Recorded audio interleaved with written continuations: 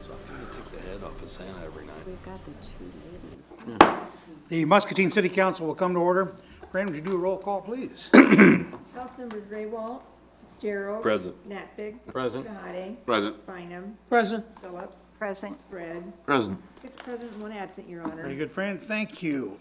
Folks, I don't normally allow during this in-depth session someone to speak, but there is a gentleman in the audience tonight that would like to visit with us for 3 minutes. So you're on, sir. Over here? Yep, tell us your name and address. It's about, I picked up the paper now. The street and how it's graded and stuff. My name's Randy Duncan, and I live at 2015 Burnside Drive. And, Pull the microphone. Randy Duncan, There you go. 2015 Thank you. Burnside Drive. And so, anyway, we've got a street down there that's kind of in rough shape in that, and I don't know what it grades out at. I talked to Randy a while back, and I see there's a, 60 or something? I guess my question would be, do you start with like the 10s, 20s, 30s, 40s, 50s, and get up the worst ones first, or is that kind of a selective? No, that's not how we go about doing it. It's a combination of things we take into consideration, and we're going to give a presentation on this shortly, Randy. Yeah. But we take into consideration traffic volume. We have a goal, the city council set a goal of trying to average 60. To be able to try to do that or keep that, sometimes you have to take streets that have a higher rating and do some minor maintenance so that they don't fall down. Right. And so there's a combination of factors that go into it. Well, I'll tell you the main thing that factors into it is how much money we have available to do Yeah, I understand that. And I live on a dead-end street. I know some of you guys know, so we don't get a lot of traffic. But we do have houses that are turning over on the real estate market. And we had one this summer, and one of the buyers, prospective buyers, came over and asked, what's the deal with the street? And I said, I don't know. I said, it's been like this for about 6, 7, 8 years now. And he said, well, we really like the neighborhood, but boy, we don't like the street. And and they didn't buy it. Well, and now we got a couple houses with young children that are riding bikes. We don't have a sidewalk.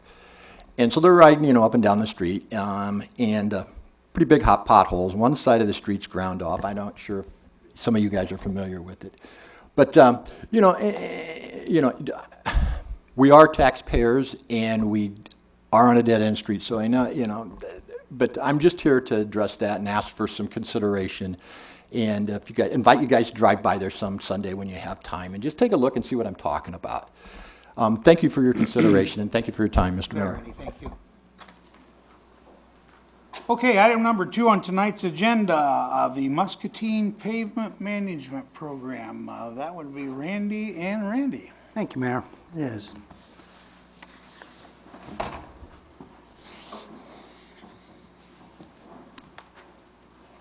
In September of 2003, the city entered into a contractual agreement with a group called C-Tree. And C-Tree is the Center for Transportation Research and Education out of Iowa State University. And the contract, the scope of work was for a community-wide street inventory. So C-Tree hired a firm called Roadware to do this inventory. And since 2003, we've used C-Tree Roadware 5 times. In 2003, 5, 7, 9, and then we skipped a couple years in this 2013. And they finished the work in 2014, or this past spring, and doing the street inventory. It cost $5,200 this last time to contract with C-Tree for this inventory. And this is all about data storage and about quantifying the conditions of the road and giving them a rating. So the purpose of the inventory is to assign a PCI rating, which is called a PCI, which is a pavement condition index, for every segment, and a segment is a city block of city streets. And in the past, as we talked earlier, the city set a goal, and that's all, just a goal, of trying to achieve and maintain an average PCI rating of 60. Now, you can tell from the slide that's up here right now that this inventory takes into consideration a lot of factors on the street. Its roughness, rutting, the cracking, pavement type, and it does a video log, which we'll show you a portion of. And it is off of this number, or off of this inventory and the data that is submitted to us, that we work at trying to put together streets that are in need of repair, that qualify for a variety of other reasons, like Randy just was talking about. He lives at a dead-end street, doesn't have a lot of traffic volume down there. We've done some maintenance on Burnside in the past. There's a history that goes with that. He's familiar with it. So we have done some work down there also. But you take a street like Mulberry that is heavily traveled.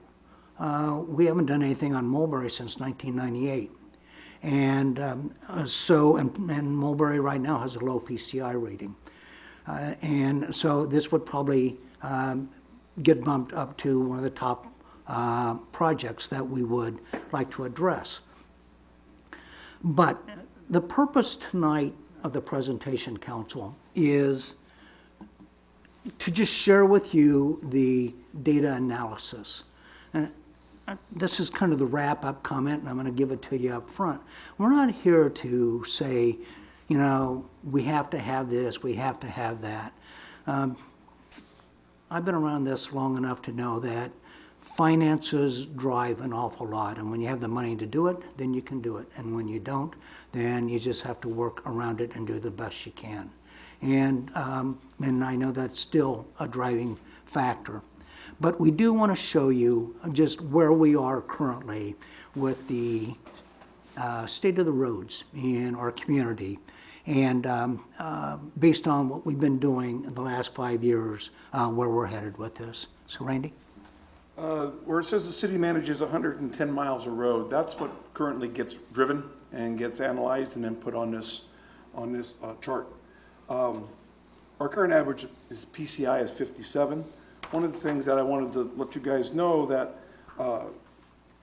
Cedar Street, Colorado with our projects, West Hill projects, all those streets have been taken to a rating of 100. Being that they've just been redone, they would go to now to a rating of 100. And that currently helped lift that PCI rating because those streets are so long. Also, we took Mulberry from Hauser to the bypass out because that's scheduled 2016 to be redone. So we didn't want the pavement management number to reflect that. And then, but something that it doesn't take into effect is the roadway that we just acquired from the state. Everyone knows Mississippi Drive is terrible. And the PCI rating of 57 does not reflect that. Now, the deterioration factor of asphalt 4 and concrete 3.3, I want to turn that over to Mark because this is what RoadWare gives us, and he can explain that. Okay, so C-Tree gave us back these numbers, and that is just every year since the last work has been completed on a street, it's going to deteriorate out 4 for asphalt and 3.3 for concrete. So essentially, asphalt deteriorates faster than concrete. So, and DTIMS, which will kind of show you some of the analysis that we've ran, it looks into the future, so it has to have a factor to deteriorate everything out at. So that's what those are. Now, Mark, could you run the video for him, please? Yep. Is that four per year? 4 PCI Per points year per year deterioration. on a scale of 100. Okay, that's what I thought. So this kind of shows you the video logs that RoadWare, when they're driving, they're collecting video of every road that they're driving, so that city staff can go back and review and make decisions on those roads that we run an analysis on in the end. So Now this is Mulberry from Weir. You can kind of see a little map up here. This is Weir Street, and this is where we're at that time.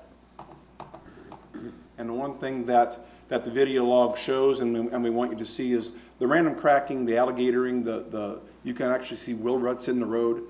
This is that stretch of Mulberry that Randy opened up with that it has a PCI rating of 26. has a very low PCI rating. But the stretch, this stretch actually from Weir Street down to 11th Street, you're looking at a mill and an overlay between $300,000 and $400,000 just for this stretch of road. So at our current budget of $500,000 off of the 1 cent tax, it almost eats every penny of it up. So that's why we wanted to show this stretch of road. This is one of the stretches of road, and this is from Weir Street down to Parham.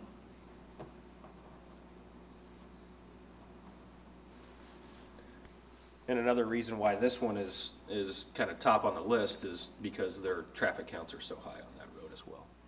Well, I have a question, if I may. I'm not an expert on this, of course, but I would like to get educated here. Some of the streets are blacktop or asphalt, and some are concrete. That is correct. So what's the lifetime difference when you decide to go ahead and redo a street to put the asphalt instead of concrete? I know the financing play a big role. Probably it's more expensive to put the concrete than the blacktop, but what's the life? Well, some of the things, just to kind of expand just a little bit, that kind of drives some of this is, one of the streets that was a concrete street was over on Kindler Avenue. And we decided at that time that the concrete was in decent enough shape that we could go in, full depth patch, take out the bad spots, and then put an asphalt overlay on top of it. Those asphalt overlays on top of a good concrete bottom, we can get up to 20 years out of them. Most of your concrete streets, like our new streets that we just got, Colorado and Cedar Street, we should get 30 to 40 years out of that concrete. And so you get a longer life out of the concrete than you do the asphalt. And just to add to that, yeah, concrete streets are going to give you a longer life. But it's important that we maintain those concrete streets with crack sealing programs, because what undermines mostly the concrete is they get washed out underneath. And that's what causes them to break up. And so when you have an effective crack sealing program, I mean, we've talked about it, University Avenue is a good example. There's not an old street by any stretch, but we, should be over there doing some crack sealing work on that. There are a few patches that need to be repaired. But by doing that, we think that we could up the PCI rating on that particular street by as much as 10 points, just by doing something like that. So the concrete streets are better. We're replacing them where we can. Concrete streets are expensive, and I'm going to show you some others, like Logan, for instance, which is a street that needs to be done. And what the video won't show you is the roughness of some of these streets, and Logan's a good example of that. So, does that help you, Osama? Yep, thank you. This stretch here is Lucas from Hauser out to the bypass. You'll see severe rutting on your edges, alligator cracking. When it rains, water sits in those, and it just seeps down through the cracks. And it just makes the bottom of that road soft. And it just never gets a chance to dry out. So the rutting just continues to deteriorate the road more and more. What is the base material under the asphalt on that particular section? Is it There concrete is- or just rock? Just rock. That's what I thought. And do we have traffic counts that tell us how heavily traveled that section is? Randy, I don't know if we did traffic counts on Lucas or not. We can, That's something. we if don't, periodically can get it. DOT traffic counts, and I'd have to check Tom on that, but I tell you one thing that we would get off of a DOT traffic count is how much traffic turns off the bypass onto Lucas, and that should be available to us. And I, when we're running this analysis, I do have traffic counts for every street in Muscatine. So like some of them are in 1975, they say, but those are the lower traveled streets. And all of your main roads are going to have a good traffic count on them, and they'll do them yearly, usually with the DOT that comes in and they'll do, like Cedar Street and things like that. So there is a traffic count for every road segment when we're doing this analysis. The best we got. And then the other road is Woodlawn? Is Woodlawn. Correct? Yes, and then Randy is correct you on the concrete street, is, this section of Woodlawn is from Oak down to Isaac. This is a street that's had sewer work done on it. We've had, some patching, full depth patches on this street. The roughness index on this road is high, but basically, the road itself and the structure of the road is really pretty good for a 50-year-old concrete street. So this one here, we would look at as doing whatever's left for full depth patching, and then putting like a 2-inch overlay on top of this. You're gonna be able to get your pavement rating back up to 100. Because the base of the road is really good shape, you're gonna get 20 years out of that road. So those are things that, when Randy's talking about ways for us to raise that PCI index, this is one of the roads that we will be looking at in the future for an overlay on top of a concrete street. If you recall, we did that on Bidwell. I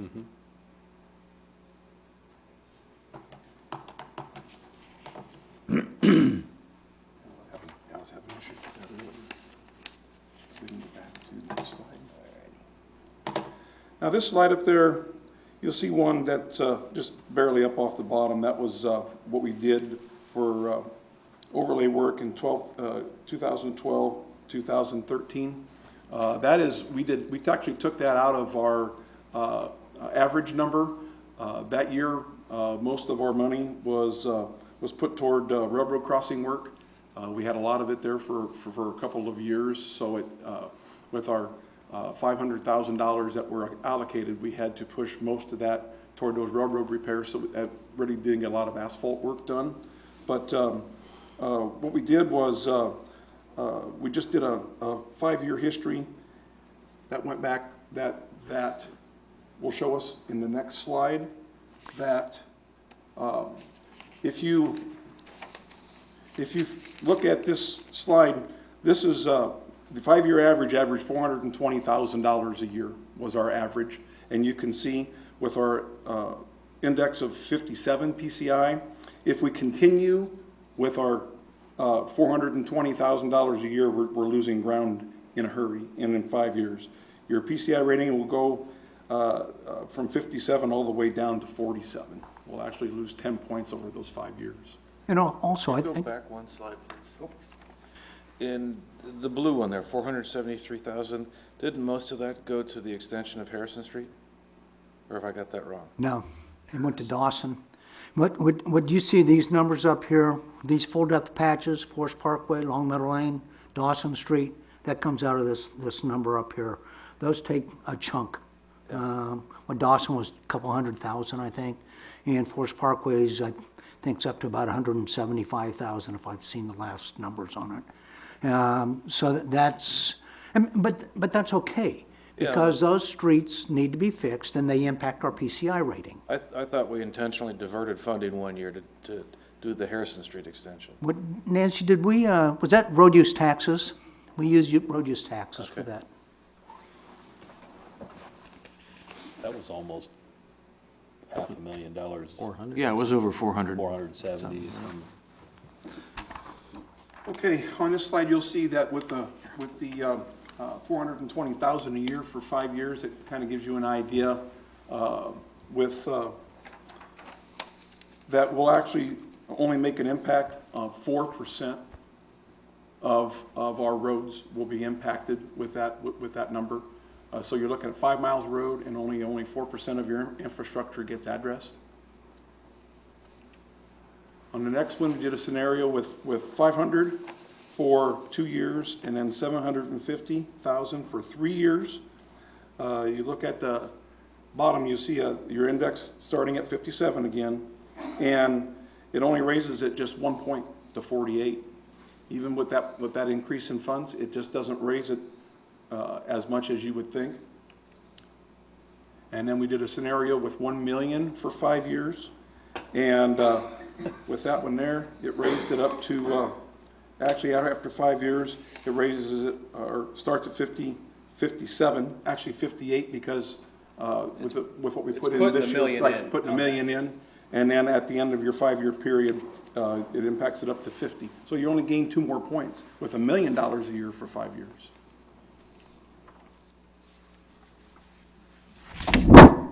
Sorry. So if you look at at your current 420,000, it impacts just 5 miles of road.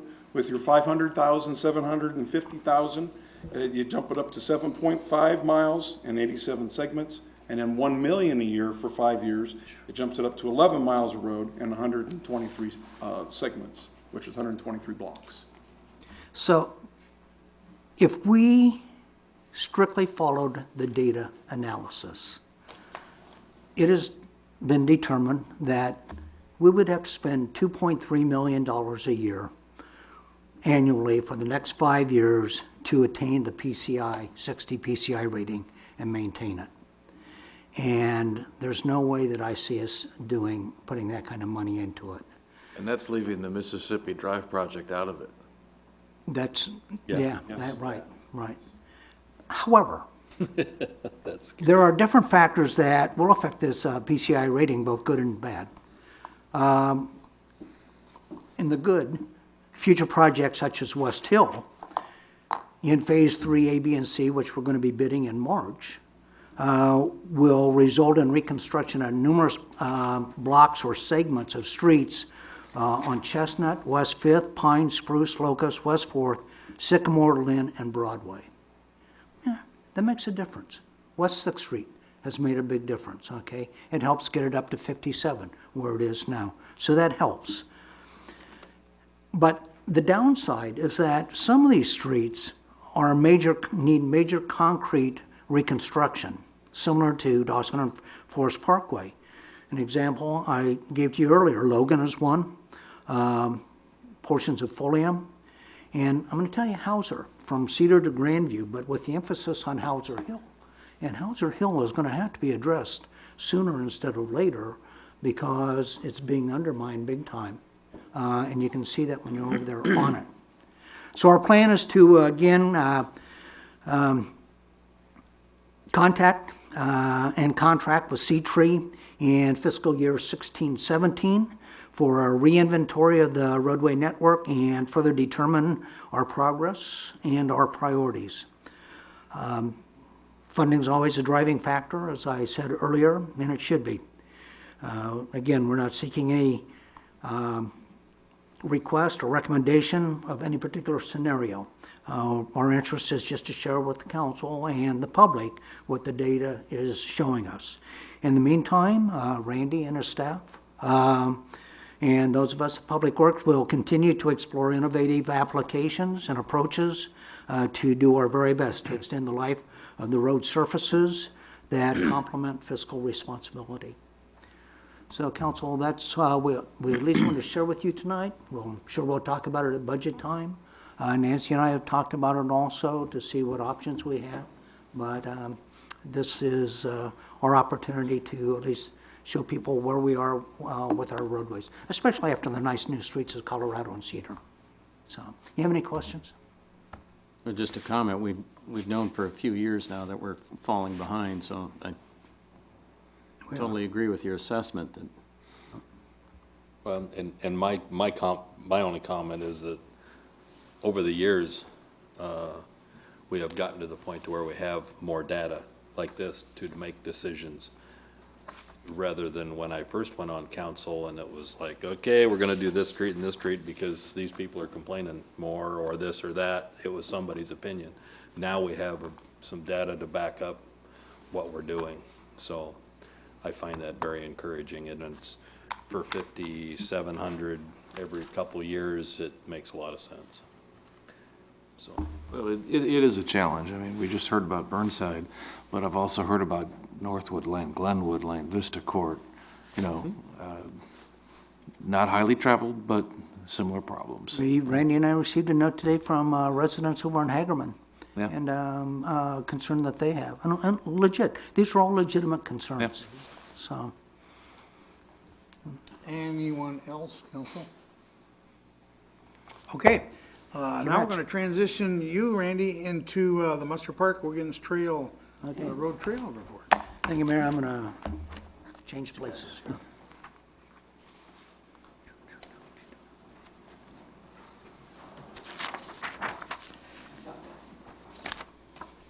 just need more money.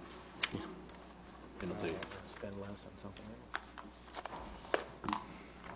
you diverted all the Council, tonight, present in the audience are members of the tax that we use for staff. city's but Trail Committee. use it for actual street. Also, point out Bill Hagan and Jim Edgemond, they're in the back talking, not paying any attention to us. And, but they're also very much involved in the design of Musser and Wiggins Road Trail. And I asked them to be here tonight to answer any technical questions, should they arise. And I would hope that there are trail advocates that are watching. I know that there's a leadership Muscatine committee group that has been attending our trail meetings and is interested in doing some work on the trails. So as far as Musser Park and Wiggins Road, this project's been a work in progress for a long time. It goes back at least in 2005, so we're talking 9 years here. And during that time, it has undergone several design iterations and route changes, and but we have it down. This is the way we want to do it. And most of the route follows the existing public right-of-way.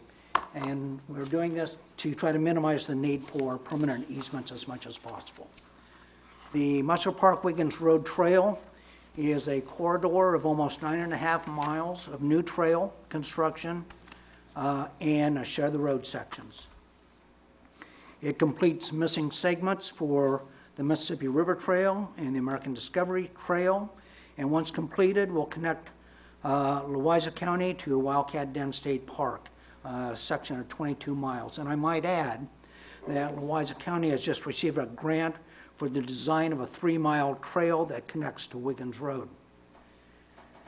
A key component this trail is in the Muscatine Blue Zone effort. The city's commitment to construction helped enable Muscatine to become certified as a Blue Zone community. The trail begins at Kinstein Park. And in this larger graphic, you can see that it wraps itself around the transfer station, makes its way over to Grandview, does not exactly, it's not Grandview right away, but it is in city right of way and ultimately ends up down in Fruitland. I think it's interesting with this next slide to show you that a portion of the trail is this section that goes around the transfer station. I show you that because we think that this section of the trail will be heavily used from people that are visiting the soccer complex, Kinstein Park. This is a location for a possible dog park. And so this is about a mile section and would be a nice route for people to get on and walk while they're doing other types of recreational leisure activities in the area. Ultimately, the trail makes its way down to 7th Street. What you see in yellow is when the trail now becomes a share of the road. It is now on public right-of-way, or on a street at this point. And it gets on 7th Street, on 55th Avenue, and then it makes its way down to the Muscatine Power and Water's well field. And we go through there and ultimately end up at 57th Street. From 57th, it's a matter of going through Fruitland, and from North Street, Fruitland Road, over to Stewart Road. And instead of having the trail parallel Stewart Road, which we determined would be fairly unsafe, we are crossing, and Power and Water owns a section of property where you see the blue, and we will build a trail on that gets it over to Wiggins Road. So that is the 9.5 mile trail and what it will look like when it is completed.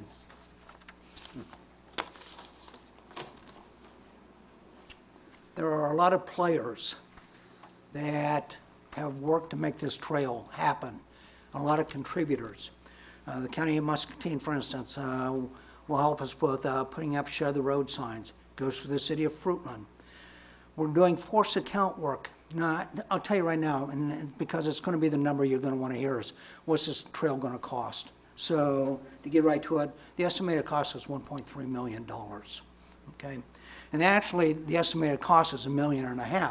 But by doing in-house work, force account work, Randy's crews, doing things like clearing, grubbing, demolition, removal, signage, gate closures, remove and reinstall a chain link fence around the transfer station, doing painted pavement markings, we can cut $200,000 out of this project just by doing in-house work.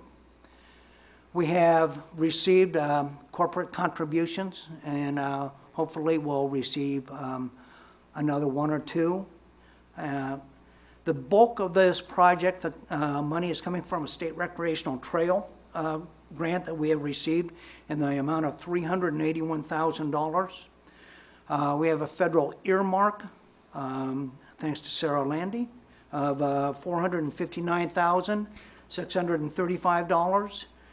The city is required to match, put in a match on that, which is about $81,508.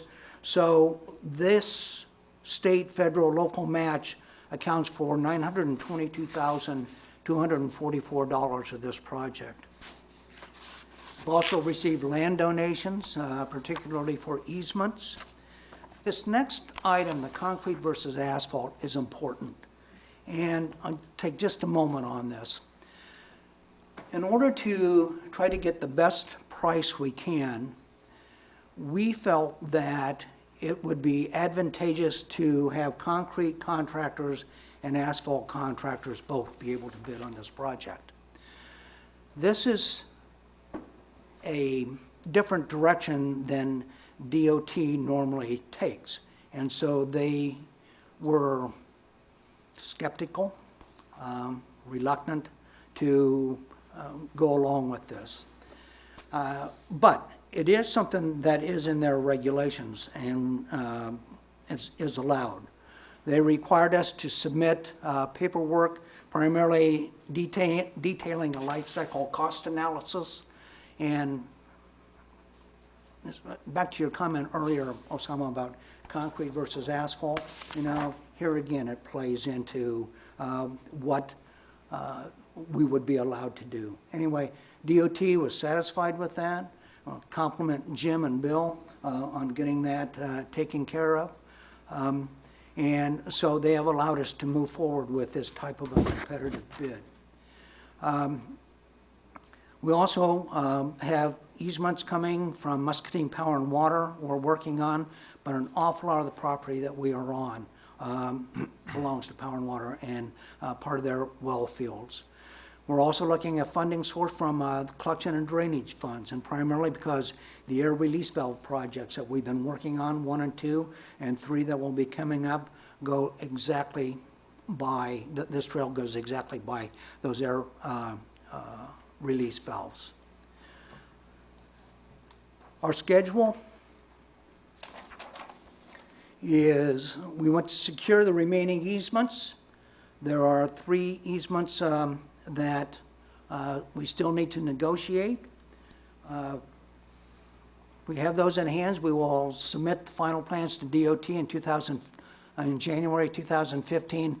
Anticipate a bid letting in April and construction this summer. Now, there's some additional spin-off benefits of this project just to bring to your attention. One is that this trail will be able to access the county's Deep Lakes Park area down 41st Street. It is just, it's just a short hop, skip, and a jump to it from 41st, and the trail will cross there.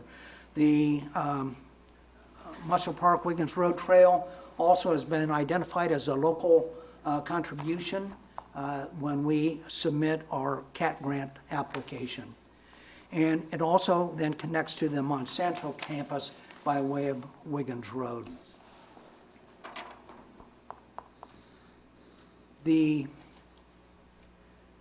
trail itself and the completion of the Muscle Park to Wiggins Road Trail in 2015 is one of the most anticipated achievements projected in the Blue Zone Blueprint for the coming year.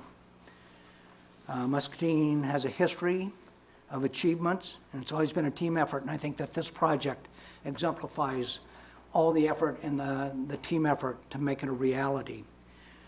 With the construction of the trail, we're closer to earning the designation of a bicycle-friendly community. A lot of people to thank and staff. I already identified Bill and Jim. I also want to compliment former city engineer John Lutz for all the work that he did in helping us get this far with it.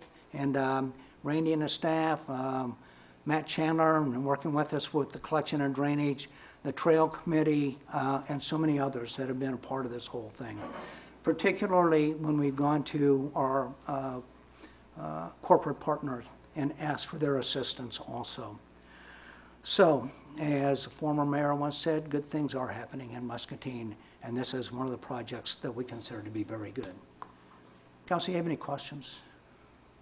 Randy, back to the asphalt versus concrete. On a trail use, is the disparity not as much? I mean, the loading would be, It's, you know, personally, an asphalt trail to me is better, just because if you're a jogger, it's easier on your knees or whatever. And you're not gonna have equipment or heavy equipment. You might get a pickup on this to clean it off or whatever. You're not gonna have heavy trucks necessarily on this. But I tell you, Scott, if it comes down to the fact that we can save a couple $100,000 by concrete instead of asphalt, then I'm for saying let's go with the concrete. So it's, I'm looking at the financial end of this, and that's why we went with the competitive bid, because there aren't that many asphalt contractors to bid against each other, and there aren't that many concrete contractors to bid against each other, so. So you mentioned the total price tag is $1.3 million, and the state, federal, and local match is $921,000. So how close are we to having the other $379,000? That's up to you. And, and that is up to you, council. You The- mentioned corporate contributions and in-kind and things like that. And they have been, but I mean, they're not significantly reducing. I think if you use the $370,000 mark, that's a good mark. Nancy and I have talked about it again, and depending on how much we want to lean on the collection and drainage fund balance to help participate, there's that. We know that there's South End TIF money that might be able to go towards this. There's always the option of bonding, although I understand, where we are with bonding and the ceiling that we put on it, so. When you're talking about a trail, is that a 10 feet wide trail? is. All of it? It is the a whole 10 thing? feet, Okay. yes. Randy, can you tell me on these maps where the dog property will be located? Pardon me now? Isn't there, The dog park. the dog park, isn't that located here on these maps? Which one would Yeah. show that? Yeah, the dog park would be, I found it. okay. Tom showed you. It's on how, is it close to Hauser Street? Oh, yeah. Yes. Yeah. Okay. There's a road that goes from Hauser Street back to nowhere. That's where the dog There's- park would be. There's Hauser right there. Okay. I would have to say, Randy, that if you said if we could save some money, we'd use concrete. If the money is equal, I'd say use concrete because the longevity of the surface is much better than it is with asphalt. But I mean, no, if it's equal, I'd say, okay, this is interesting for us to Yeah. determine which way is going to be the best. I doubt it's going to be equal, but I they doubt have, it also. the specifications are written up so that they're equivalent now for them to bid on. So, Okay. Anyone else, council? Thank you. Thanks, Randy. okay, thank you, Mayor.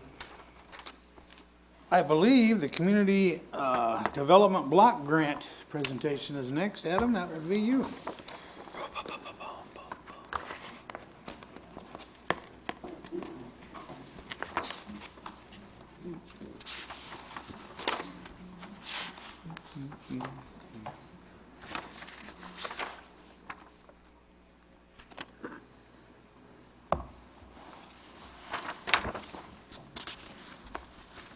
right, thank you, council. I'm presenting on the CDBG Downtown Revitalization Project, and Nancy's here to keep me in line, so I don't say anything about parking that I shouldn't. I just wanted to address a few housekeeping notes from our last in-depth session involving the airport contract and applying penalties to the contract for the construction project. And just so this is on the minutes, even though Councilmember Waywalt is not with us this evening, we are allowed to apply liquidated damages in the amount of how much it costs us to do our engineering inspections per day. So we can't have anything above and beyond that, but we are able to receive liquidated damages beyond construction days that is anticipated to take. On another small note, as you guys are aware, our small business forgivable loan is out there. I am anticipating one application to come in tomorrow, a few more next week, and I've had about a dozen phone calls from prospective businesses in the community. So that is taking off really well. There's a lot of interest in the community with that. So with those minor updates, our CDBG Downtown Revitalization Project. Primarily the reason for me being here tonight to talk is involving parking. I think we've mentioned it before about us wanting to use the first row of parking in Lot 4. Lot 4 is the parking lot between Mississippi Drive and the 200 block of East 2nd Street. In your packets I passed out is the current configuration of the parking lot. And the parking stalls that I'm gonna be talking about are the ones located nearest to the #1 alley of 200 East 2nd. As a part of our CDBG grant, we had an allotment of $40,000 to do stormwater management. This was a very critical criteria that we had to address and really ultimately led to us getting the grant. In order to address stormwater, we are proposing taking a portion of the first row of parking in Lot 4 and allocating that first off as our construction laydown area and in staging area for the project. And once we're completed with the facade project and the street, the alley project, and making the utility connections, those areas would then be converted into bioretention cells. Next slide here is what the proposed layout is with taking all of the parking in that first row out, and how we reallocate the 3-hour parkings, the 10-hour parking, and where the lease spots are relocated to. Again, this is if we remove all of the parking out of this row of parking located nearest to the alley. I don't think, and in Nancy's recommendation, we don't need to take all the parking, that if we can leave a few spots there for either 3-hour parking or free parking or some sort, or handicap parking, that is something that we may be able to do. Why would you be taking that parking out? We would be taking that parking out to make room, and actually I'll just go to the next slide here. Actually, it's probably not the best one. We can start here. We would need that row of parking to implement bioretention cells to infiltrate stormwater runoff from the alley and from the buildings. So where does the stormwater go now? Stormwater now goes down the alley, dumps into sewer system and out to Papoose Creek, and then probably the Mississippi River. So so this is going to eliminate that runoff? Yes, it will eliminate, it will, by the standards, it will infiltrate the first 1.25 inches of rainfall, which is about 97.5% of all rainfall events in Muscatine. Okay. This slide here is just kind of an artist rendering that our engineers put together. That is included in the slide. I don't know how well it showed up. This is really to give you an idea of what it's going to look like, the space the bioretention cells are going to take up. One of the keynotes I'd like to make with this is really one of the benefits that we get from this beyond the stormwater management aspect is how we soften the connection from Mississippi Drive to the rear sides of these buildings. Yes, these bioretention cells have a practical purpose, but they also have a beautification purpose and really help beautify the view of these buildings from Mississippi Drive. And also is another picture It's kind of more of a view you'd see from Mississippi Drive. Please with these pictures, don't pay attention to the buildings. They are not accurate or to scale or how they'll be done. It is really more for the bioretention and the stormwater elements of it. Any questions on parking and stormwater while we're at this point before we move into the update? How much of this lot, if you remove that entire section, how's that going to affect the parking in the downtown? Is this lot used 100% every day of the week? Is it at 40% most of the time? Is it all the leased spots leased, and where are we on it? Right now, there is quite a number of unused lease spaces in that lot. Over the last couple of years, a couple of the businesses that had leased for their employees gave up those leases. So we have probably 15 or 20 empty right now. We don't think it's going to impact the current parking availability right now, but the reason I'm kind of reluctant to give up the whole row by the alley is if this does generate more business, we want to have as many parking places as we can. Some of the reason for the availability of leased parking there is that right across Mississippi Drive is free parking. So people really have to want to be close. They don't want to walk.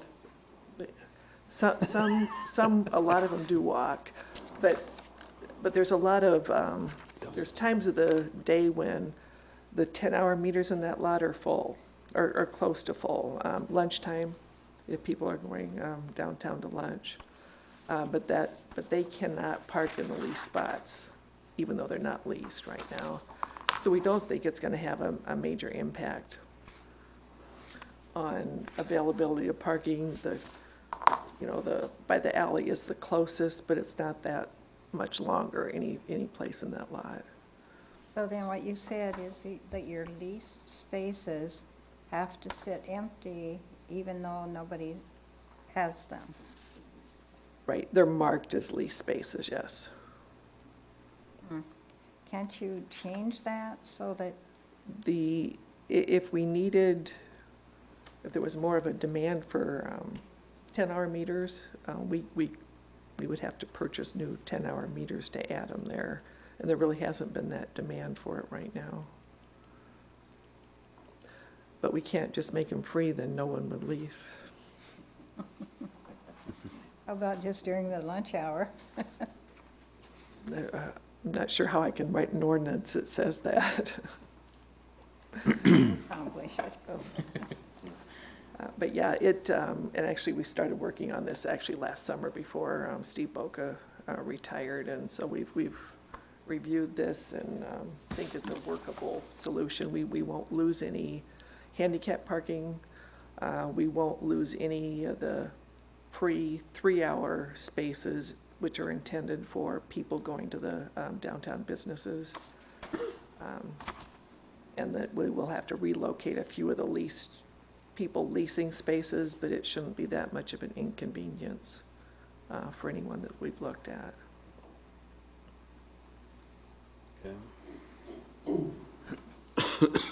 My question is what good are the 3 handicap spaces in this lot? By code, I think you have to. We're required to have handicap parking. How many? 3?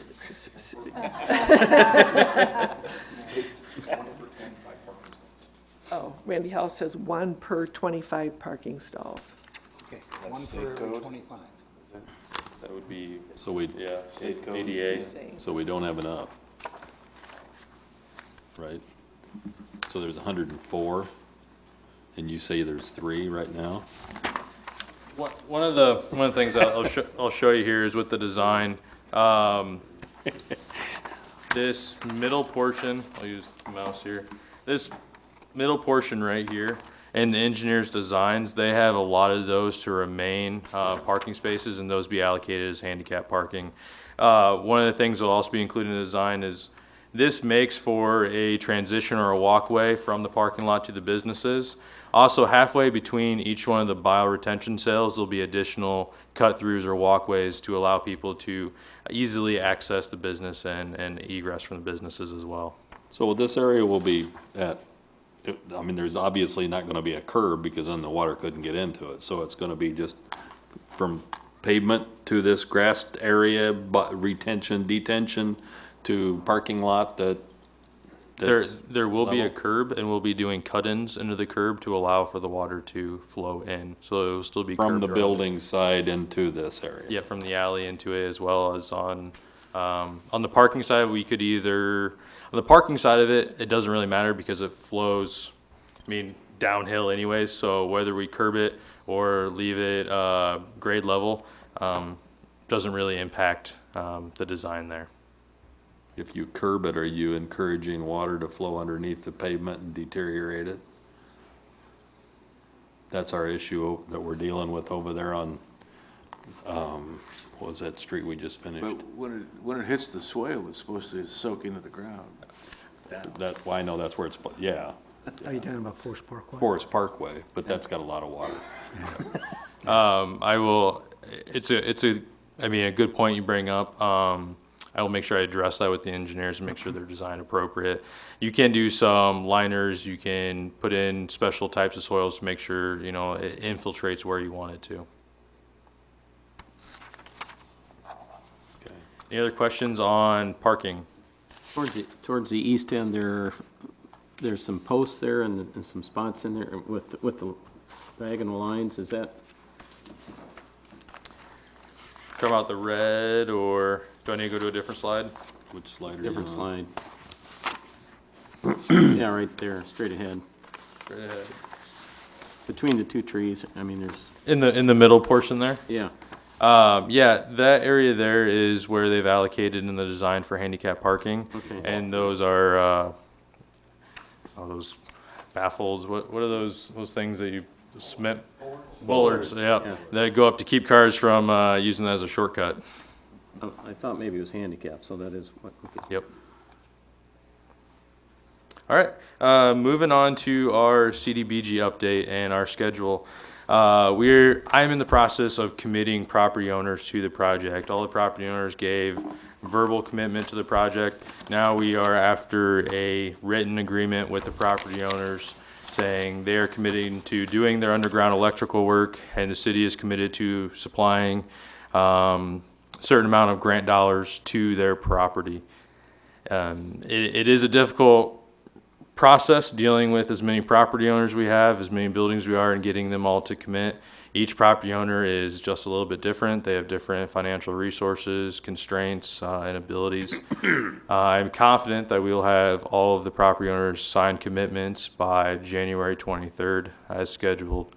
We will be going through SHPO review. SHPO is a state historic preservation office. They have to review all designs and renderings and comments for make sure that we're following historic preservation criteria with that.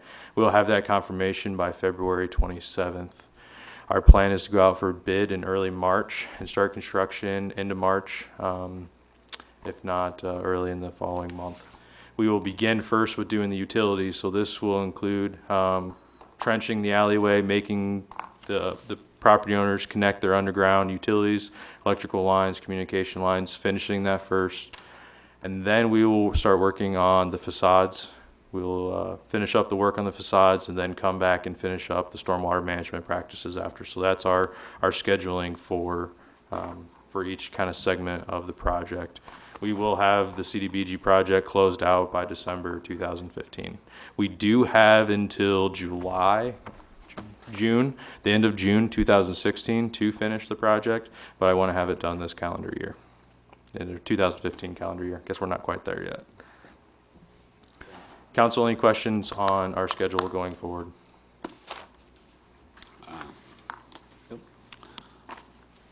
Let's go back to parking for a minute. Yeah, not a problem. I don't like the meters myself, but Okay, just thinking outside the box here, all right? you're good at that. Yeah, I do. We talked about a parking ramp somewhere here. let's put one just outside the city hall here and have a couple skylines going downtown and get rid of all the parking downtown. Sounds great. When are you going to do that? When you That budget will it. go, that will be good for the blue zone, wouldn't it? Lot of walking, so. It is, I know, Because the parking lot, like Second and Pine there, that's prime real estate down there. Somebody can put a nice offices, restaurants, whatever it is, I mean, and have a parking ramp somewhere, so. yeah. I know, there are some individuals, some staff members that would be in favor of developing more downtown property, looking toward doing more parking ramps so that we could develop more areas. Parking ramps are really, really expensive, ungodly expensive in some cases. That we would never make our money back on a parking ramp. That it would you'd take a lot of dollars to do that. However, there, recently when a group of stakeholders in the community got together at the end of October, and Dan Burden was in town, and we had a morning session. One of the ideas that was put forward is to use that valuable space above Sycamore Street parking lot. Leave the parking as is, because it's a floodplain and it potentially gets wet. But it doesn't mean you can't build above it and build retail, housing, whatever it might be. And I think that as we get more into the Mississippi Drive Corridor project, we might see opportunities, not just there, but in the portion of the number one alley towards the river between Iowa and Sycamore for something similar. So I don't think that your comment is that far off of what people are thinking in the future for the possible use of that prime real estate that fronts the river. Randy, didn't Dan even show some parking with building offices, et cetera, above it, that if you didn't know it was a parking lot or a parking ramp, you would, from the outside, it didn't look like. Right, exactly. Yeah. Exactly. So I was, yeah. Yeah, and I think that Dan Burden presentation really opened a lot of eyes for community members and leaders in the community that really showed some potential that we have in Muscatine. As you are all aware, our community development department is really motivated to move forward with some significant improvements in Muscatine and really to grow Muscatine.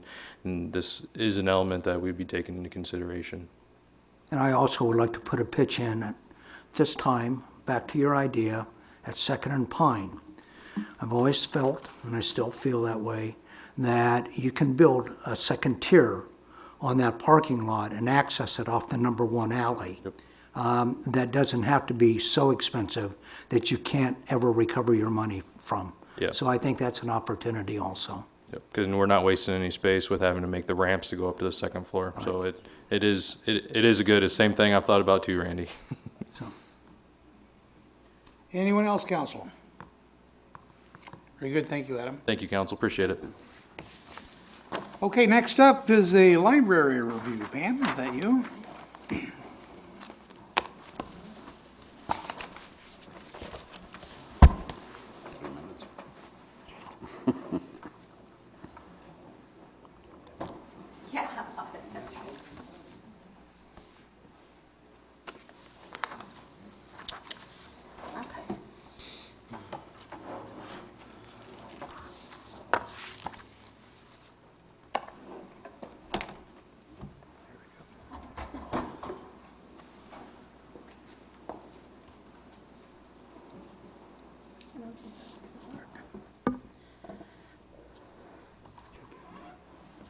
Thank you. We've been working on our strategic plan for the last couple months, and some of the responses we've received from our focus groups indicate that a number of people are not really very familiar with what is going on at the library and what the status of the library is with all of the technology changes. So we decided that we would spend some more time out in the community communicating what exactly we are doing and where we think the library is going. And you guys get to be our guinea pig. So thank you very much. Since the internet became generally accessible to the public over 20 years ago, we've heard the doom and gloom forecasts that libraries are going to start disappearing. The strange thing is that we have yet to see it happen, and I believe there's a reason for that. Okay, I think he wants me to do it myself. Okay. The first thing we're going to look at is our card holder statistics. And you get to see this when we do our budget every year, but it's with so much other information, we thought we'd pull it out separately. So here you see our adult card holders in the current last fiscal year, 13-14, and then the year before. Again, with our juvenile card holders, our contracted card holders, and then our Iowa open access card holders. And those are the people who have a card from another area. A lot of times it's Wilton or West Liberty or someplace in one of the counties surrounding us, but they use us so often that we barcode them and put them in our system, even though they're not technically our card holders. So you can see that the totals are really very similar. And in fact, our total for last fiscal year is even higher than the year before. A lot higher. Got a lot of digits in it. I'm sorry, yeah, it's a lot higher, yeah. As we look on, this is one thing we did, and we showed it to Greg, and he thought that we should show it to council, just because it's a very different way of visualizing our card holders. When you just hear the statistics, it really doesn't always mean that much. But what we did, actually what Bobby did, and this is Bobby, he's our assistant director, is he took the addresses of all our card holders and fed them into some software and plotted it on a map of Muscatine. And what we were really curious as to whether or not we would see big open spaces where there were not card holders, which is very common in other cities. But if you look at that, what you really see is that our card holders are spread very evenly across the city. And we were very surprised and also very pleased to see that. You also have to keep in mind the fact that these dots indicate households with card holders. So there might be one person in that household that has a card, or there might be 6 people. We can't tell from this. But what we wanted to see is geographically who is using our library. The other thing that I like to tell people, and I forgot to mention this earlier, is that we're part of a library system called RiverShare, and we all use the same policies. And one of our policies is that any card that is not used in 3 years is purged from the system. So we always get people who think, oh yeah, these card holders, they might have signed up for a card 10 or 20 years ago and they're still in your system, but they're not. If they haven't used their card within 3 years, they are removed from the system. And if they come back into the library and want to check out something, they have to get a new card. So these are what we call current or active card holders. Now the second slide, and Bobby's going to show us. This focuses on the county, and I think you all know that the county does support us. And anyone in the county may get a card at our library. But what you see is that our card holders are very heavy within the areas right outside the bypass. And then throughout the county as a whole, they're just very dispersed all over the place. But of course, that represents how their population is. But that really wasn't anything that we didn't expect. But slide 3 I found very interesting, and Andrew Fangman helped us with this slide. What he thought would be interesting to look at is if he would overlay the census information. So what we're looking at here is the census areas for Muscatine proper, and he overlaid those with the income information. Oops, sorry, I didn't forward this. On here. And what you see is that one, people of all income levels are using the library, but the other thing that I find very interesting is that the people with the highest income and the lowest income are both in the same usage cardholder area. They both have 50 to 60% of the households hold library cards. So I thought that was very interesting, because often what we hear is that the library, particularly the library in Muscatine, is only used by lower income people. But this shows us that that is not actually the case. It is also used across the economic spectrum in Muscatine. So we found that very interesting. And while we're looking at statistics, we thought we'd look also at door counts. Our security system has a piece of software in it that counts everyone when they come out, and divides, because it's going to count them when they go in and when they come out, so that we get an accurate count of how many people come into the library. We take a daily count, and then we also have a yearly count. So you see our count is actually down this year or last year by about 7,000, a little over that, 7,500. But I think at the same time, you're going to have to keep in mind how many products we have that can be used outside of the library and are being used outside of the library. A lot of people don't have to come into the library anymore to use it.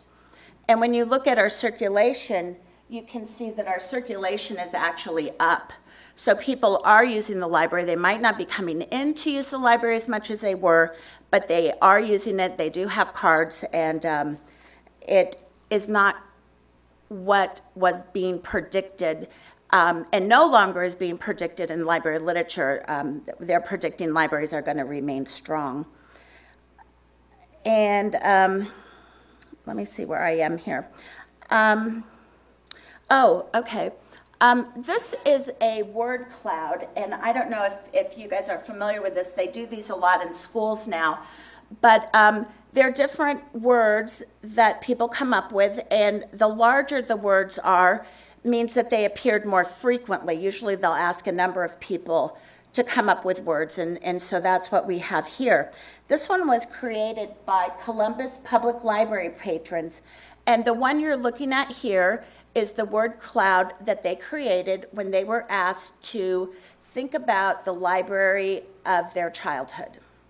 And you see how heavily books are represented, and research, quiet, homework, reading, all of those very traditional library concepts. Probably looks very familiar to everyone here. This was really the state of the library when I came to Muscatine at the end of 2007. And I knew that money was tight and there wasn't going to be a lot of funds to make changes, but I also knew that it was imperative to offer more contemporary services if we were going to remain relevant. This was the cloud that the people at the Columbus Library created when they were asked to represent or come up with words to represent the library of today.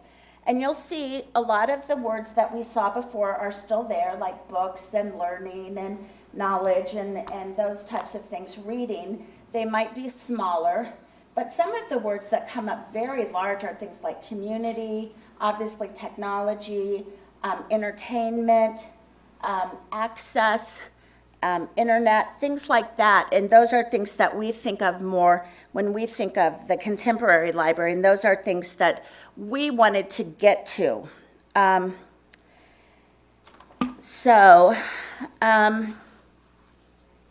I think actually we've been fairly successful at getting to that point. And what I'm going to do now is just recap some of the major changes that we've made since 2008. With our webpage and our electronic products, you can use the library anytime, anywhere you have internet access. We now have paper material, as well as ebooks, e-magazines, and e-music. Much information is available on our online databases, many of which you can see here. They cover topics such as language learning databases, automotive repair manuals, value line or investment databases, directories of American businesses and individuals, test prep and job hunting, genealogy, fiction and reading information, and research products for children through adults. Of course, we still have books, but right now we have the bestsellers right on our shelves because we lease books. We do not just buy books, we buy books and we lease books.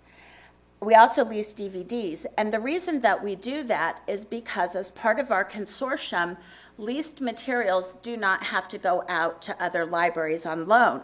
So we buy a couple copies of something that's very popular, and it does go out, and then we have a couple copies that we lease, and we know that when people come into the library, if they're browsers and want to just see what's on the shelf, they're going to be able to find something that they want.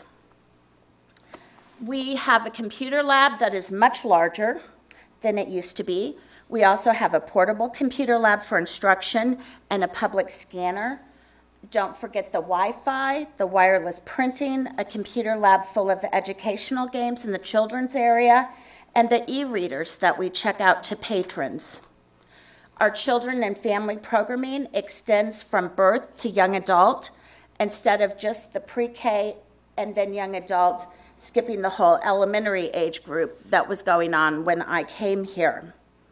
We have a wonderful webpage. You saw a little bit of it before. It has all kinds of information, things like genealogy, local history, voting precincts, consumer health information, our monthly electronic newsletter, which goes to about 4,000 people, for residents, and of course there's our calendar listing all our activities. Our 4,600 plus Facebook likes regularly read our posts, and we provide ongoing individual instruction in utilizing our online services and products. They always want to see Bobby because he's the most patient person in the world, as well as group sessions on a variety of social media applications. We're now open 7 days a week, year-round, including Friday evenings. We upgraded and standardized our 60-plus computers and developed a replacement plan. And we completely redesigned and refurbished the children's area, as well as refurbished parts of the library to make it more attractive and easier to use. The refurbishing was accomplished with $250,000 from our trust, but everything else came from the annual city and county allocations. In looking at our budget, all of our income, county money, okay, here we go. County money, money from Fruitland and 4 Illinois townships, all of that is reflected in our city budget. So the numbers here indicate the totality of our funds, and we're also looking at the same period that I've been talking about, the last 7 years. First, we're going to look at personnel costs. What we wanted to know is how fast were our personnel costs rising? And we had, of course, a great deal of help from finance on this, because I think you know I don't do math. But as you can see here, our biggest percent increase in personnel costs comes in the fiscal year 13-14, or right now. Is that this fiscal year or last fiscal year? No, last fiscal year. I still need help sometimes. Anyway, where we increased 3.1% from the year before. And over the 7 years, our total personnel increased 11.7%, while the consumer price index increased 14.38%. Things look even better when you consider the budget as a whole. The highest change was in year 09-10 with a 3.2 increase, and the lowest increase occurred in year 12-13 when we had a 0% increase. This year, we offset the 3.1% personnel increase in other areas, and our budget as a whole only increased 0.7%. When you consider the increase over the 7 years, you see our entire budget rose 8.1%, while the CPI rose 14.38%. And here's those changes here. We were able to manage such small increases in expenses while increasing services by implementing a few very simple procedures. First, we limited our service areas. We shut the AV window. We went to one desk for both circulation and reference, and guess what? Nobody even complained. When a position opened, we strongly considered whether or not we needed to replace it. For example, we're now one librarian less than in 2008, and we've moved some positions from full-time to 2 part-time positions so we can better accommodate scheduling over a 64-hour week. Additionally, we now have only the number of employees necessary to handle the normal weeks. When staff is sick or on vacation, we fill shifts with our office staff and those employees who are normally off desk. We also look very closely at how we do things. Often, I found we were continuing outdated and repetitive procedures. We also ask if a task is necessary and have found many are not. More importantly, we have aligned tasks with pay grade so that our children's librarian is not working the circulation desk and everyone is not selecting books. E-materials are slowly allowing us to reduce circulation and shelving staff. We don't check out these materials, send overdue notices, or shelve them when the patron is done.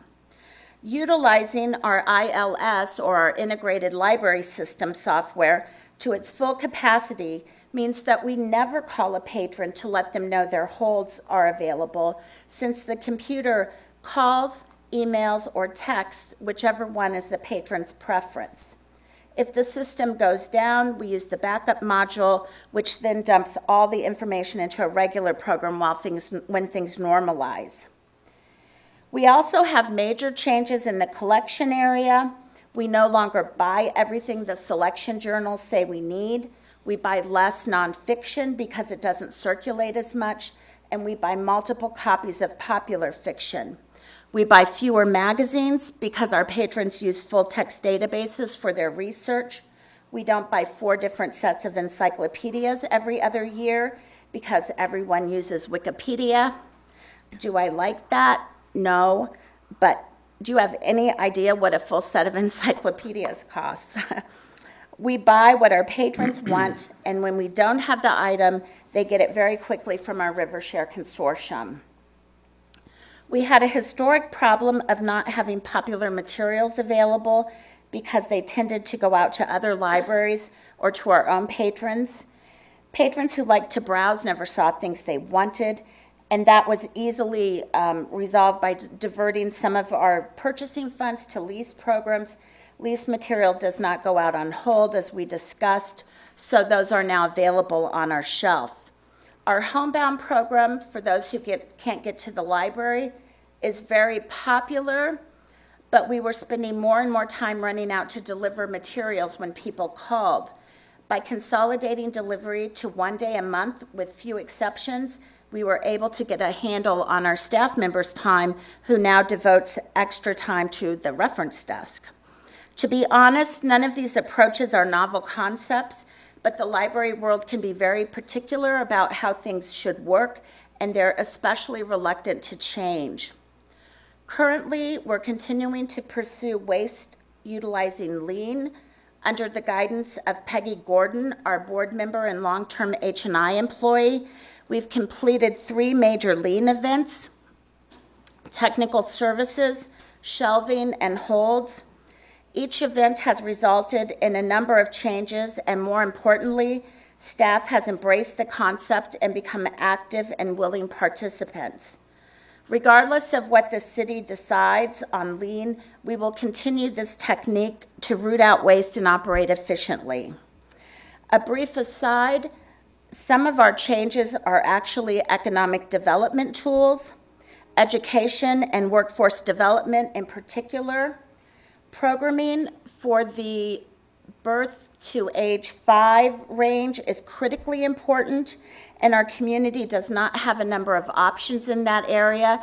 And in fact, we are the only option for children's programs from 0 to 18 months. Lap Sit, Music with Mrs. Minder, Preschool Story Time, and Spark Plugs are our current efforts in these areas, but we're also working with the school system and Dr. Reby to add some additional emergent literacy programs as the need is so great in Muscatine. Additionally, our children's and family programs serve as a way of finding connections and developing a place for young families. It can be difficult for companies to recruit staff when employees worry they won't find others of like mind and interests. This is a quote from one of our mothers, Karen Landau, and I think it sums the situation up very well.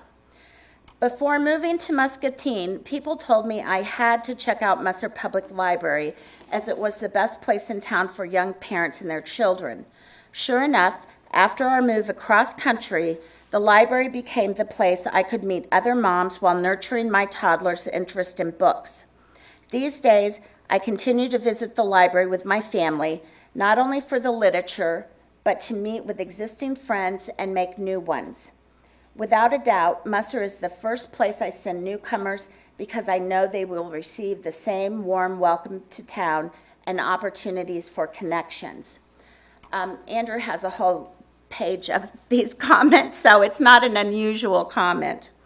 On the economic development front, since workforce development left the area, we've spent an enormous amount of time assisting patrons with both job searching and, in many cases, assistance with writing a resume and even using a computer. There's a big misconception that everyone now has a computer, and that is just not the case. Even the kids with the school laptops spend time at the library after school because they need our Wi-Fi and our printers.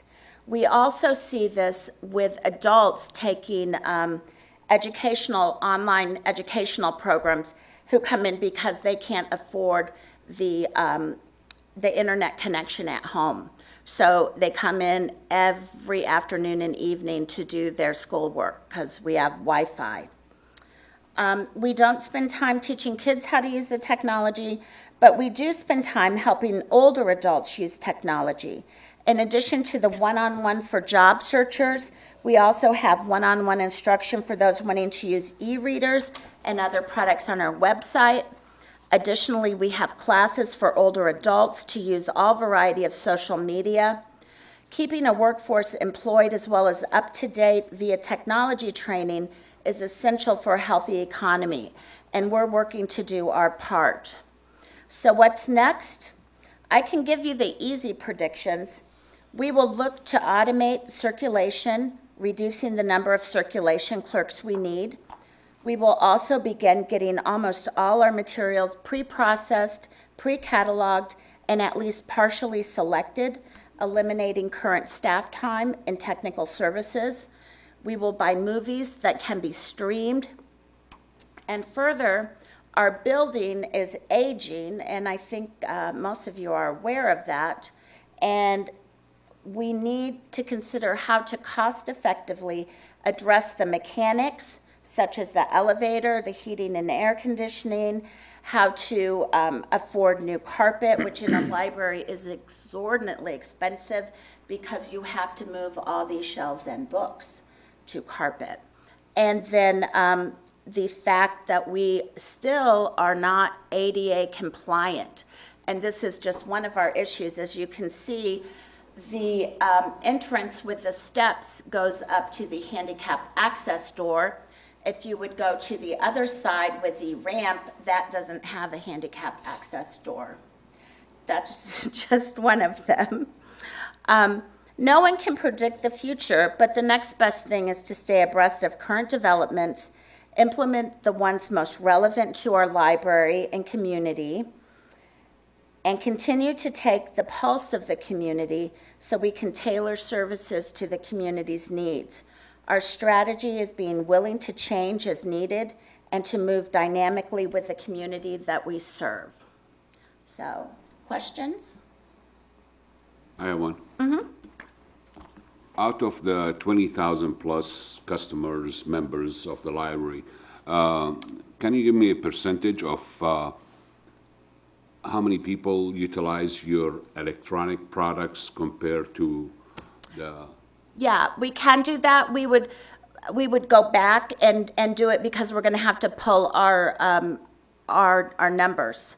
So we'd have to pull our checkouts for our ebooks and our database stuff and compare it to our book checkout. Yeah, we can give you less of the number of people that are doing it and more of the products that they're using, but we can give you. Yeah. I'm just curious. Yeah, we can do that, and we can get back to you. We can do, well, Bobby can do that easily. Isn't it based on that percentage you adjust to your customers by increasing the electronic products compared to books on the shelf? And so that's the reason I'm asking you. So. Yeah, I think initially everybody thought that all of the younger people would want the e-materials and all of the older people would want to continue reading the books and the paper magazines, but that really hasn't been the case. Individuals have very strong preferences as to whether they want that, but yeah, we definitely adjust it. And what we've found is the more electronics we make available, the more they're utilized. The books, they're still being, heavily utilized, but what they want in those cases is much more of very specific authors a lot of times, it's just like, we can't just buy a number of books and have them go out, whereas I think almost anything you buy as an ebook would go out right now. So, and kids in our community aren't as sophisticated about using the ebooks, or a lot of them don't have their own tablets or things like that. So some areas that's real important for children, but not for us, but we still have the children's ebooks and stuff available. Since we are, one more comment I would like to make, since we are the guinea pigs on this presentation, I thought the presentation was great. However, I would like to extend an invitation to you, your team, to come and give the same presentation, but with maybe 10 minutes instead of 20 minutes. I know you are trying to sell the life, but for our Kiwanis Club, for example, and we are limited to time, so if you can compress that into a shorter presentation, that might be... Bobby warned me to just read it. Well, you read fast too, so, but yes, overall. we can do that, and I think that's a good suggestion. Thank you. Yeah, Thanks. thank you. Thanks. Pam, do you have any lean projects currently? Yes, we're working on interlibrary loan, which sounds funny. We have our holds that go out to our other RiverShare libraries that, they go out on the van delivery. But interlibrary loan can go out anywhere in the country, and it comes in through a big, huge database called OCLC, and we have to go in and pull them off. And it's sometimes a lot of genealogy and stuff, and other times it's weird things like paperbacks and stuff, just because we don't charge. Because it depends, like all the academic libraries will charge like $20 for an interlibrary loan, no matter what it is. So what we want to do is go in and line by line read our agreement and our description of what we'll do, because we have the right to change that and tighten it up a lot so that we're not sending out ridiculous 10-year-old paperbacks because they can get them free from us. While we're still providing free most of the stuff that people really want. We did a little bit of that before with our van delivery actually comes from a company in Kansas City. And they deal with a lot of the Kansas City libraries. And when we joined up with that, we started exchanging materials with these Kansas City libraries for free. And there was a lot of complaint that they were always... Dan, who does our interlibrary loan, is like, we're always getting requests for these, and I really didn't pay too much attention initially because I thought, well, that's what we're supposed to do. But then I found out they were all just DVDs, and I'm like, well, that's because they're free and they're on our shelf, and we're not sending those out anymore, because it's just very expensive for us to do that. I mean, it's almost as expensive for us to send that out as it is for them to go buy it. And it's not really fair, it's not equitable, and we get taken advantage of sometimes when we try to be the good guys. So we're gonna go through that whole thing. Then the other thing that we still are having problems with, and these are a little different ways of doing lean, they're not like the other lean things that we had, we're not going to take as many metrics about how long does it take and how far and do all this measurement as much. They're more looking at policies and things. But the way we collect our statistics is very confusing, and the state often will want statistics in one form, and they'll be very specific as to what they want, and then what we've reported to the city has historically been very different, you know, in terms of, like, what we report to the city for circulation includes things that in the state they're broken up in another part. And we need to go in and standardize those as much as possible, number one. And number two, make a very good standard work of exactly how you create these. Because year by year, they're not going to be the same. And three, this is where you're going to laugh, but it's so much better than it used to be. But the statistics are collected and gathered on a piece of, on Word software where somebody's made columns and stuff you go across, and so they add them up themselves, and they're frequently wrong. We don't use Excel because Bobby and Val are the only people on our staff who like Excel and feel comfortable with it. So it's been a lot of hard change. So. It seems, my memory serves me, at one time, you were about the only library in the area that was doing lean projects. We still are the only library. There is a man that has written a book on lean library services, and we saw him when we went to PLA, but he does lean very differently. First of all, he deals mostly with delivery between branches, so you have to be a very large system. Like, he works a lot with the Oklahoma Public Library. And then none of it has to do with empowering the staff. It's like he tells them this, this, and this. He does a project, and then they have to pay him to come back again if they want to update on it, because they don't know what they're doing at all. Jeez. So I know Osama's ready to leave, and that's fine. Does anybody else have it? I'm enjoying it. Okay, well, thank you very much. Thanks. Thank you. Okay, council, it's time for comments. Phil? Nothing at this time, Your Honor. Scott? I have nothing, thank you. Osama? I have nothing, thank you. Bob? Nothing tonight, Your Honor. Jeanette? Nothing tonight, thank you. Tom? Nothing this evening, Your Honor. Fran? Nothing. I will be visiting you on in-depth nights now. And you enjoyed your first night with us on an in-depth? I used up my notebook, that's for sure. Good deal. Randy? I have nothing, Your Honor. And the only thing that I have is this is the second week of 2 weeks of love. The Hawk truck is at Krieger Motor Company, and tomorrow is the last day. They're collecting toys, a nice unwrapped new toy to go on the truck for the Salvation Army. Is there a motion to adjourn? So moved. How did they do with the food?